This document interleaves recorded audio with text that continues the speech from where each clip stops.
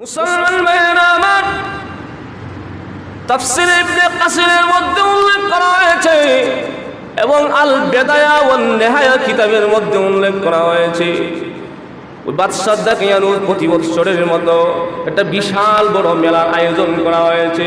বড় বড় মূর্তি নিয়ে সেইখানে স্থাপন করা হয়েছে। সমস্ত দেশের মানুষদেরকে আহ্বান করা হয়েছে।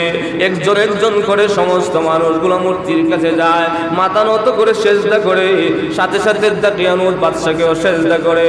কিন্তু মুসলমান ভাইয়েরা আমার, ওই দেশের মধ্যে প্রসিদ্ধ বড় বড় মন্ত্রী এমপিদের, 7টা মন্ত্রী এমপিদের 7 জন যুবক, 7টা ছেলে, তারা সেই সময় মনের মধ্যে একটা ভাব তৈরি হয়ে গিয়েছে। মূর্তির দিকে তাকায়া চিন্তা করে, এই মূর্তি তো মাটি দ্বারা বানানো, মাটি দ্বারা মূর্তি কোনোদিন মানুষের উপকার করতে পারে না। মানুষ যেই জিনিসটাকে নিজ হাত দিয়ে বানায়, মানুষের বানানো বস্তু কিভাবে মানুষের উপকারে আসে?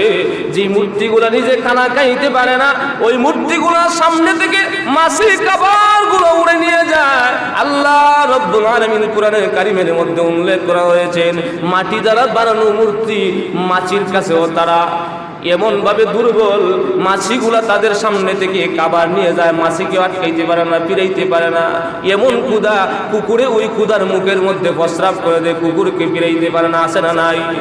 যে মানুষগুলা, যে বেঈমানগুলা, মুশরিকগুলা মূর্তির পূজা করে, মূর্তির পূজা করার মেয়াদ যখন শেষ হয়ে যায়, গাড়ের মধ্যে ধরে পানিতে সুবাইয়া সুবাইয়া ফাইরাম সব মুড়াইয়া একেবারে শেষ করে দেয়, পানিতে গলে যায়।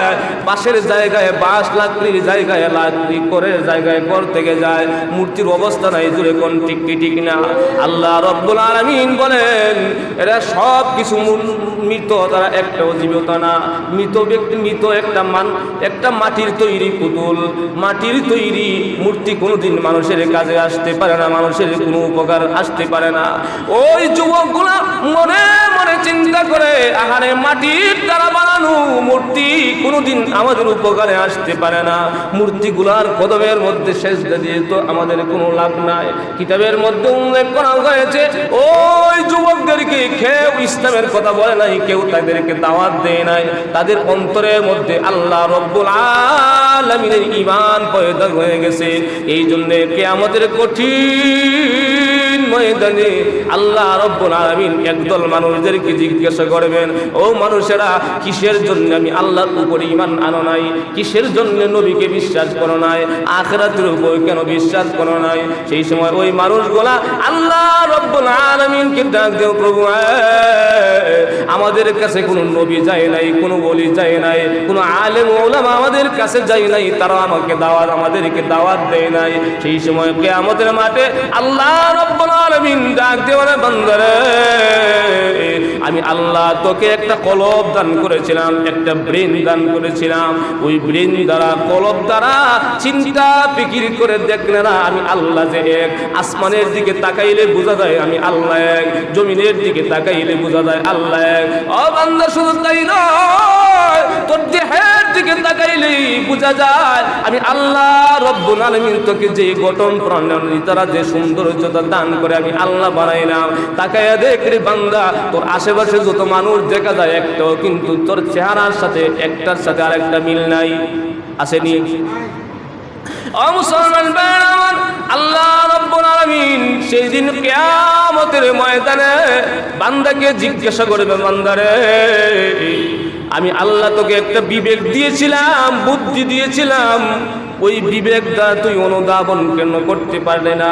বিবেক দ্বারা বিচার কেন করলি না যে আমি আল্লাহ এক, আমি আল্লাহ ছাড়া যে কোনো মালিক নাই, আল্লাহ ছাড়া যে কোনো কালিক নাই? ও মুসলমান, কিতাবের মধ্যে উল্লেখ করা হয়েছে, 7টা মন্ত্রীর ছেলের অন্তরের মধ্যে আল্লাহ রাব্বুল আলামিন এমন একটা বিবেক দিয়েছিলেন, ওই বিবেক দ্বারা তারা বুঝতে পেরেছে মূর্তির পূজা কখনো ভালো হবে না, মূর্তিরা কোনোদিন মানুষের উপকার করতে পারে না। মনের মধ্যে এই ধারণা নিয়ে নিয়ে চিন্তা করেছে আমাদের মালিককে। আমাদের মালিক হলেন যিনি আসমান সৃষ্টি করেছেন, যিনি জমিন সৃষ্টি করেছেন, যিনি প্রত্যেক দিন সূর্যকে পূর্ব থেকে উদিত করে আবার পশ্চিম দিকে ডুবন্ত অবস্থায় রাখেন। আবার রজনীতে মহান আল্লাহ রব্বুল আলামিন চন্দ্রটাকে ডিমলাট বানায়া মানুষদেরকে ঘুমের ব্যবস্থা করে দিয়েছেন। আবার চন্দ্রটাকে এক পর্যায়ে সূর্য উঠার আগে আগে চন্দ্রটাও আকাশের মধ্যে থাকে না, এটাও ডুবে যায়।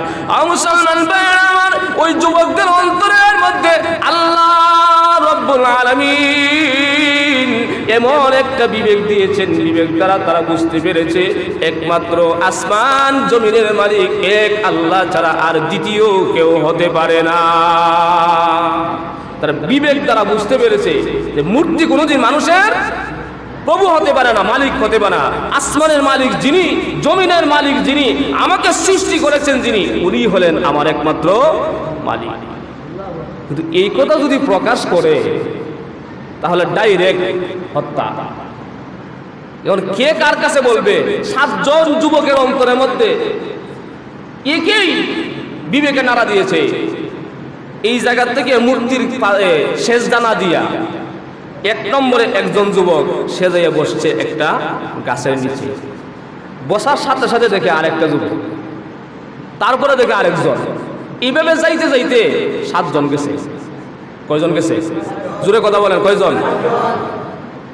এক জায়গায় বসে রয়েছে, কেউ কারো দিকে তাকায়ও না, কারোর সাথে কথাও কয় না। এখন একজন আবার মনের মধ্যে নিয়ে চিন্তা করে যায়, 7 জন এক জায়গায় হইলাম, আমি তো আগে আসলাম, তারা আসলো কেন? তাদের ধারণা কি? তাদের অন্তরে কি? কিন্তু কেউ প্রকাশ করতে পারতেছে না। সবার অন্তরে আমাদের মালিককে, জোরে কথা বলে কে, কিন্তু কেউ প্রকাশ করে না। চিন্তা করে আমি যদি প্রকাশ করি, সে যদি বাদশাহের কোন গুপ্তচর হয়ে থাকে তাহলে তো আমার নিয়ে আমি হত্যা করে ইমান বাঁচাতে পারবো না।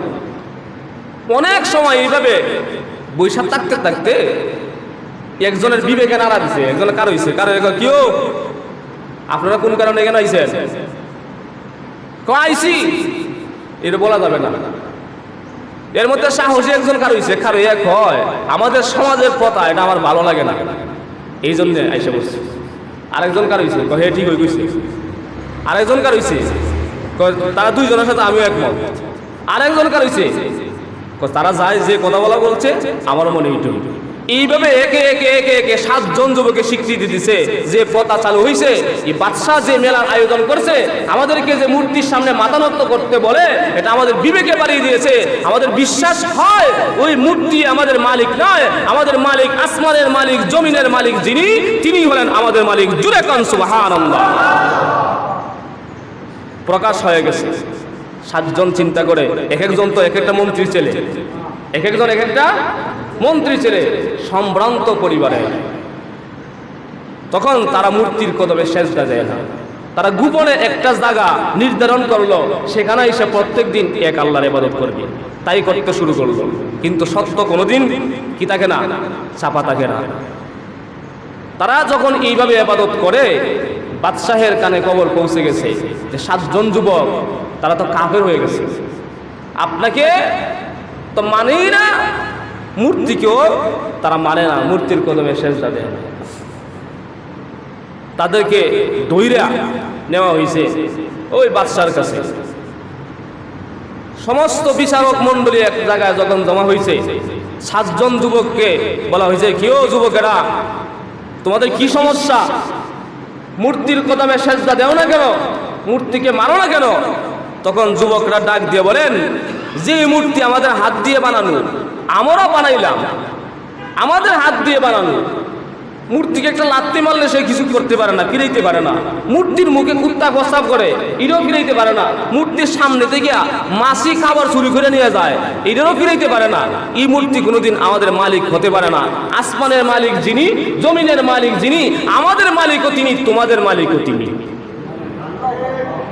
এখন বাদশারে 7 যোগে আহ্বান করে, আপনিও যদি বাঁচতে চান, আপনিও যদি বাঁচতে চান, ইহকাল এবং পরকালে যদি মুক্তি চান, তাহলে আপনিও আল্লাহ রব্বুল আলামিনকে মেনে নেন, আপনিও কালিমা পড়ে মুসলমান হয়ে যান।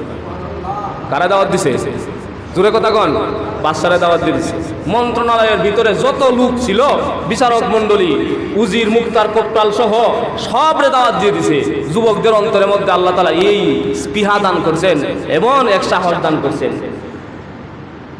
তখন বাদশাহ তাদেরকে শুলিতে জড়াবে, শুলিতে ঝুলাইয়া হত্যা করা হবে। সম্ভ্রান্ত পরিবারের তো বাদশাহ নির্দেশ দিয়েছে সকলের গায়ে থেকে কাপড় খুলে নাও, আর তাদেরকে কিছুদিনের জন্য টাইম দাও, তারা যেন পূর্বের ধর্মে ফিরত আসে। কারণ তারা এখনো বুঝে নাই, অবুঝ। তাদেরকে বুঝানো দায়িত্ব আমাদের, তাদেরকে বুঝাও। আর কিছু সময় তাদেরকে দেওয়া হলো, এই কয়েকদিনের ভিতরে তারা যেন পূর্বের ধর্মে ফিরে আসে। যদি না আসে তাহলে তাদেরকে হত্যা করা হবে। কিতাবের মধ্যে উল্লেখ করা হয়েছে যুবকদেরকে পলায়ন করতে এই সুযোগটা ওই আল্লাহ তাআলা ওই বাদশার মুখ দিয়ে বের করে দিয়েছেন। জোরে কোন সুবহানাল্লাহ। সুযোগ দিছে, এই রজনীতেই তারা চিন্তা করলো সুযোগ যেহেতু দিছে আর কি এলাকা থাকবে না। মুসলমান ভাইয়েরা আমার, 7 জন যুবক ওই নির্ধারিত সময়ের মধ্যে একের সাথে একে যোগাযোগ করে পরামর্শ করে 7 জন যুবক একত্র হয়ে গেছে। 7 জন যুবক ওই রাকিম এলাকা থেকে যখন বের হয়ে যাবে, সামনের দিকে মরুভূমি, দৌড়ে দৌড়ে যুবকরা যখন যায়, পিছন দিকে তাকায় দেখে একটা কুকুর দৌড়ে দৌড়ে আসতেছে। যুবকেরা চিন্তা করেছে, মনে হয় ওই কুকুরটা বাদশাহের কোনো গুপ্তচর হবে, শিকারী কোনো কুকুর হবে। আগের যুগে এরকম শিকারী কুকুর ছিল। বাদশাহ এইভাবে কুকুর পালতো, অনেক মানুষদের নাকের মধ্যে তাদের ঘ্রাণটা শুকায় দিত, তাদেরকে দৌড়া দৌড়া আবার হত্যা করতো, আক্রমণ করত। যুবকরা ভয় পেতে লাগলো। কাছে যখন আসতে লাগলো, যুবকদের অন্তরের মধ্যে ভয়টা একটু বেড়ে গেছে। আল্লাহর কাছে ডাক দিয়ে, প্রভু হে, মনে হয় ঈমান নিয়েও আমাদের এই দেশ থেকে আমরা পলায়ন করতে পারবো না। এইভাবে যখন 7 জন যুবক কান্না করতে আসে, ওই কুকুর তাদের কাছে এসে মাথা নত করে ডাক দেব, যুবকেরা রে, আমি কোনো শিকারী কুকুর না, আমি বাদশাহের কোনো গুপ্তচর না, আমি এই জন্য তোমাদের কাছে এসেছি। তোমরা যেই কারণে দেশ থেকে পলায়ন করতেছো, আমিও এই কারণেই তোমাদের পিছু নিয়েছি। আমারও অন্তরের মধ্যে জ্ঞান ধারণা পয়দা হয়ে গেছে, মূর্তি কোনোদিন আমাদের মালিক হতে পারে না। আসমানের মালিক যিনি, জমিনের মালিক যিনি, আমার অন্তরের মধ্যে এই খেয়াল পয়দা হয়ে গেছে, আমারও মালিক এক, স্বয়ং আল্লাহ। মুসলমান ভাইয়েরা আমার, কিতাবের মধ্যে উল্লেখ করা হয়েছে ওই কুকুরটার নাম হলো কিতমির। জুড়ে কোন কি? কিতমির নামক ওই কুকুর 7 জন যুবকের সাথে রওনা হয়ে গেছে। হাঁটতে হাঁটতে একজন ওই যুবকগুলা একটা পাহাড়ের নিচে যায় দাঁড়ায়। তাকায় দেখি পাহাড়ের নিচের মধ্যে, তলদেশের মধ্যে একটা বিশাল বড় গর্ত। পূর্ব দিকেও না, পশ্চিম দিকেও না, সোজা উত্তর দিকে গর্ত। গর্তের ভিতরে যুবকরা প্রবেশ করেছে। যখন গর্তের ভিতরে যুবকরা প্রবেশ করেছে, আল্লাহ রাব্বুল আলামিনের কাছে ডাক দেওয়া, প্রভু হ্যাঁ, ঈমান বাঁচানোর জন্য দেশ ছেড়ে দিয়া, বাড়ি ছেড়ে দিয়া, মা বাবা ছেড়ে দিয়া ওই গুহার মধ্যে আশ্রয় নিয়েছি। শত্রুর হাত থেকে আমাদেরকে আপনি হেফাজত করেন, আমাদের জন্য মঙ্গল জিনিসটাই আপনি দান করেন, আমাদের ঈমানটা রক্ষা করেন। এইভাবে যুবকরা যখন গর্তের ভিতরে প্রবেশ করেছে, আল্লাহ রাব্বুল আলামিন যুবকদের চোখের মধ্যে ঘুম দান করেছেন। 7 জন যুবক গর্তের ভিতরে ঘুমায় রয়েছে। আর ওই যে কুকুরটা ছিল কিতমির নামক কুকুর, সেও গুহার মুখে 2টা হাত সামনের দিকে বাড়াইয়া দিয়া ওই কুকুরটাকে আল্লাহ রাব্বুল আলামিন ঘুমন্ত অবস্থায় রেখেছেন। তাফসীর কিতাবের মধ্যে উল্লেখ করা হয়েছে, ওই কুকুর যখন ঘুমিয়ে রয়েছে, আল্লাহ রাব্বুল আলামিন কুকুর এবং সমস্ত 7 জন যুবকের চোখটা খোলা রেখেছেন, কিন্তু ঘুম দান করেছেন। কিসের জন্য? কোনো মানুষ যদি গুহায় প্রবেশ করতে চায়, তাদের চোখ দেখে যেন ভয় পায়, এই জন্যে মহান আল্লাহ রাব্বুল আলামিন তাদেরকে এই পন্থা অবলম্বন করায় দিয়েছেন।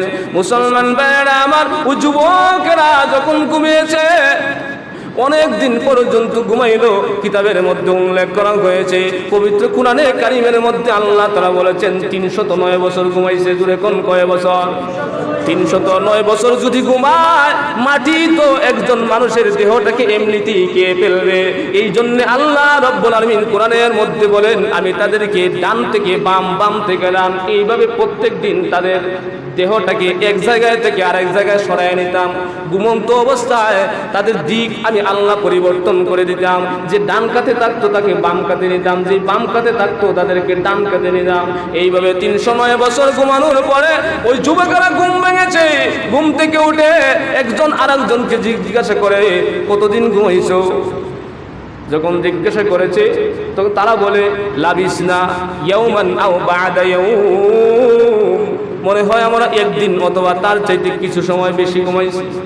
কিসের জন্য এই কথা বলেছে? কিতাবের মধ্যে উল্লেখ করা হয়েছে, যুবকেরা ফজরের পরে ঘুমাইছে, যেই সময় ঘুম ভাঙছে এই সময় হলো সন্ধ্যার আগ মুহূর্ত পর্যন্ত। এই জন্য তারা বুঝতে পেরেছে মনে হয় সকালে ঘুমাইছে, এখন বিকালে উঠছি। মুসলমান ভাইয়েরা আমার, ঘটনা লম্বা। ওই যুবকেরা যখন দুই দলে পরিণত হয়ে গেছে, এক দলে বলে একদিনের চাইতে কিছু সময় বেশি ঘুমাইলাম, আরেক দল বলে না, মনে হয় আরো কিছুদিন বেশি ঘুমাইছি। এক প্রকারের সিদ্ধান্ত নিয়েছে স্বয়ং আল্লাহ তাআলাই ভালো জানেন। যুবকের অন্তরের মধ্যে, পেটের মধ্যে যখন খিদা লেগেছে, একজন যুবককে বাজারের মধ্যে পাঠানো হয়েছে খাবার আনার জন্য। 6 জন যুবক গুহার মধ্যে অবস্থানরত অবস্থায় আছে। যেই যুবকটাকে বাজারে পাঠানো হয়েছে খাবার আনার জন্য, 6 জন যুবক বলে দিয়েছে, সাবধানে যাইবা, খাবার নিয়ে সাবধানে চলে আসবা, কোন মানুষ যেন আমাদের অবস্থান টের না পায়, তাহলে আমাদের ইমানটা ধ্বংস করে দিবে, দুনিয়ার বুক ছেড়ে চলে যেতে হবে। ওই যুবকটা যখন বাজারে প্রবেশ করেছে, দোকানিকে খাবার অর্ডার দিয়া পকেট থেকে রূপার একটা মুদ্রা, যেই মুদ্রার গায়ের মধ্যে দাকি ইউনুসের চেহারা লাগানো, ছবিটা লাগানো, ওই দাকি ইউনুসের চেহারা ছবি লাগানো একটা মুদ্রাটা যখন ওই দোকানের হাতে দিল, দোকানি তাকে নিয়ে হাসাহাসি করতে শুরু করলো। পাশের দোকানদারকে এনে ডাক দিয়ে, দেখো তো এই মুদ্রাটা কোন দেশের, কোন প্রজন্মের আগের, কোন প্রাচীনকালের। এই একজন দুইজন করে সমস্ত বাজারে সব মানুষ আশ্চর্য হয়ে গেছে, এমন মুদ্রা তো এখনকার জমানায় চলে না। এই মুদ্রাটা কোথা থেকে নিয়ে আসলো, এই মুদ্রা কই থেকে পাইলো? যুবককে নিয়ে হাসাহাসি করতে করতে তদানীন্তন সময়ে বাদশাহের কাছে যখন পৌঁছানো হয়েছে, বাদশাহ জিজ্ঞাসা করে, যুবকরা এই মুদ্রা কোথায় থেকে তুমি পাইলে, এই মুদ্রাটা কই থেকে তুমি আনলে? যে বলে, এই মুদ্রা তো আমি নিজে কষ্ট করে ইনকাম করেছি, রুজি করেছি, আমি নিজের উপার্জন, নিজের কষ্টের উপার্জন টাকা নিয়ে এসেছি, কোথায় থেকে আনবো? যখন বাদশাহ আশ্চর্যান্বিত হলো, এখন থেকে শত শত বছর আগের মুদ্রাটা কোথায় থেকে পাইলো, আশ্চর্য যখন হয়ে গেছে, যুবককে ডাক দেও, যুবক রে বিস্তারিত ঘটনা বলো। যুবক তো কিছু বুঝে না, যুবকে মনে হয় আমি মনে হয় পাগল হয়ে গেছে, মাথার চেন নষ্ট হয়ে গেছে। এক পর্যায়ে বলতে বলতে ওই যুবক যখন বিস্তারিত ঘটনা বলেছে, বাদশাহ ডাক যেমন, যুবক রে এটা 2 দিন 3 দিন 1 মাস 2 মাস আগের ঘটনা না, আজ থেকে 309 বছর আগের ঘটনা। তো তোমাদের যে সঙ্গী আছে, এই সঙ্গীর কাছে আমাদেরকে নিয়ে যাও। তখন ওই বাদশাকে নিয়ে এবং এলাকার মানুষদেরকে নিয়ে ওই যুবক যখন সঙ্গীর কাছে যায়, এক জায়গায় দাঁড় করাইয়া ওই সঙ্গীর কাছে প্রবেশ করার জন্য বলতেছে, তোমরা এখানে দাঁড়াও, আমরা ভিতরে, আমি ভিতরে প্রবেশ করে আমার সঙ্গীর সাথে কথা বলি। যখন প্রবেশ করেছে, প্রবেশ করে ওই সঙ্গীর সাথে যখন কথা বললো, তারা আশ্চর্য হয়ে গেল, আল্লাহ আমাদের খবর তো এলাকার মানুষ জেনেছে, এখন আমাদের কি উপায় হবে? তখন যুবকরা চিন্তা করলো, তাদের সাথে আমরা দেখা করব না কোনো কিছু করব, তো সিদ্ধান্ত আল্লাহ তাআলা নেবেন।